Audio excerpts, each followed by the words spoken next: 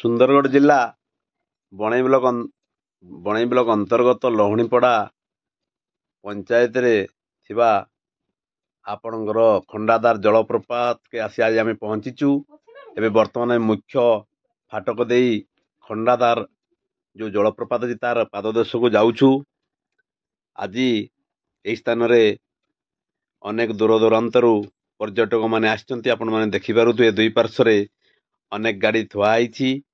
ଆଉ ଅଳ୍ପ ସମୟ ପରେ ଆମେ ସେଠାରେ ପହଞ୍ଚିଯିବୁ। ପାଦଦେଶରେ ପହଞ୍ଚିଲା ପରେ ଆପଣମାନେ ଦେଖିପାରୁଥିବେ ଏଠାରେ ସ୍ପଷ୍ଟ ଭାବରେ ଲେଖା ହେଇଛି ଖଣ୍ଡାଧାର ଜଳପ୍ରପାତ ଆପଣମାନଙ୍କୁ ସ୍ୱାଗତ ଜଣାଉଛି। ଏବଂ ଆମେ ଆସି ପହଞ୍ଚି ଯାଇଛୁ ସେହି ସ୍ଥାନରେ। ଏଇ ଦେଖନ୍ତୁ ଆପଣଙ୍କର ସେଇ ଯେଉଁ ଟିକେଟ କାଉଣ୍ଟର, ଏଠାରେ ଆପଣଙ୍କର ମୁଣ୍ଡ ପିଛା ଆସିଥିବା ଲୋକଙ୍କ ପାଇଁ ଟିକେଟ କଟା ହେଉଛି। ଖଣ୍ଡାଧାର ଜଳପ୍ରପାତର ଉନ୍ନତିକରଣ ସକାଶେ ଟିକେଟ କଟାଯାଉଛି। ଟିକେଟ କାଟି ସାରିଲା ପରେ ଆପଣମାନେ ଏଇ ଯେଉଁ ମୁଖ୍ୟ ଫାଟକ ଅଛି ସେଠାରେ ଆପଣମାନେ ଯାଇ ସେ ଟିକେଟ ଦେଖାଇ ଭିତରକୁ ପ୍ରବେଶ କରିପାରିବେ। ପ୍ରତ୍ୟେକ ଦିନ ହଜାର ହଜାର ସଂଖ୍ୟାରେ ଦର୍ଶକ ଆସି ଏହି ସ୍ଥାନକୁ ପହଞ୍ଚୁଛନ୍ତି ଉପଭୋଗ କରିବା ପାଇଁ।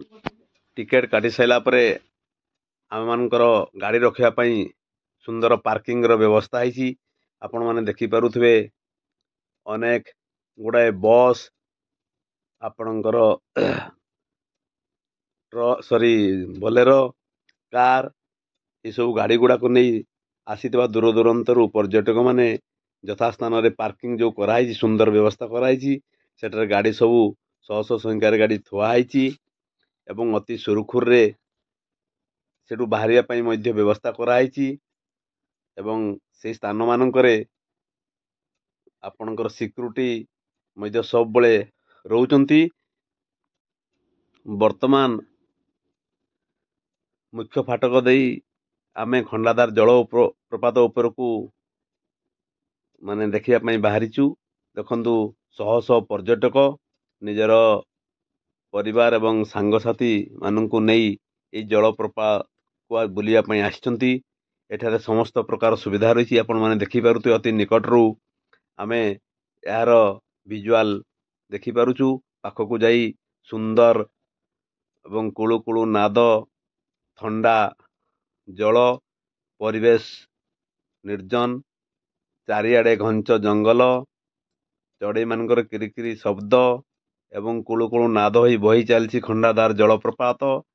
କି ମନୋହର ତାର ଦୃଶ୍ୟ, ସ୍ୱଚ୍ଛ ଜଳ ଏବଂ ଦୁଇ ପାର୍ଶ୍ୱରେ ବିଭିନ୍ନ ପ୍ରକାର ଛୋଟ ଛୋଟ ପିଲାମାନଙ୍କ ପାଇଁ ଖେଳିବା ପାଇଁ ମଧ୍ୟ ବ୍ୟବସ୍ଥା କରାଯାଇଛି। ଭୋଜି ପାଇଁ ଏଠାରେ ବହୁତ ସୁନ୍ଦର ବ୍ୟବସ୍ଥା ଅଛି ଏବଂ ଚତୁଃପାର୍ଶ୍ୱରେ ବହୁତ ସଫାସୁତୁରା ରଖାହେଉଛି। ଆପଣମାନେ ଦେଖିପାରୁଥିବେ ଏହାର ଜଳ ଅତି କୁଳୁ କୁଳୁ ନାଦ କରି ବହି ଚାଲିଛି ତଳ ପାର୍ଶ୍ୱକୁ ଏବଂ ଚାରିଆଡ଼େ ଆପଣମାନେ ଦେଖିପାରୁଥିବେ ଘଞ୍ଚ ଜଙ୍ଗଲ, ସୁଉଚ୍ଚ ପାହାଡ଼ ପର୍ବତ ଘେରା ଅଞ୍ଚଳ। ଏଠାକୁ ଥରେ ଆପଣମାନେ ଆସିଲେ ଯିବାକୁ ଇଚ୍ଛା ହେବନି।